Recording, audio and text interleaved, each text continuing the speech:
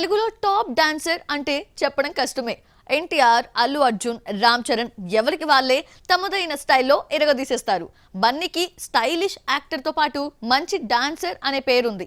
ఈ Allu hero dance కి చాలా మంది ఫ్యాన్స్ ఉన్నా డల్ అయిపోయారు. పుష్ప 2 పాటలు బాగున్నా వీళ్ళెందుకు అప్సెట్ అయ్యారు?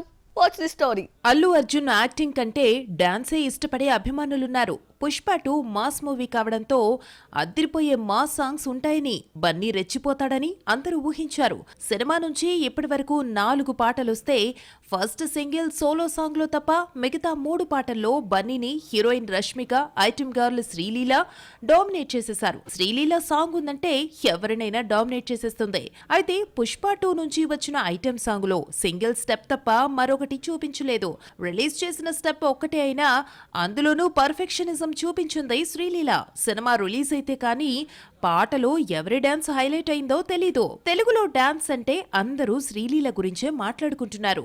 2 ఏళ్లుగా శ్రీలీల హవా నడుస్తున్న ఫీలింగ్స్ సాంగ్ తో రష్మిక డామినేట్ చేసేసింది. బన్నీ పక్కనే ఉన్న పాటంతా తానే అయి పవర్ఫుల్ ఎనర్జెటిక్ డాన్స్ తో మెస్మరైజ్ చేసింది రష్మిక.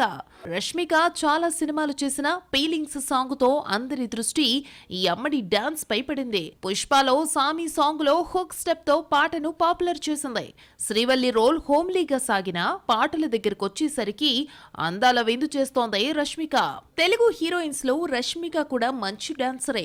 అయితే శ్రీలీలకు నిరూపించుకునే ఛాన్స్ వెంటనే రాగా రష్మికకు ఎప్పుడో గాని డాన్సింగ్ టాలెంట్ చూపించలేకపోయింది. ఈ లెక్కన పుష్ప 2 కాంపిటీషన్ అంతా రష్మిక వర్సెస్ శ్రీలీలగా మారుతుందేమో చూడాలి మరి.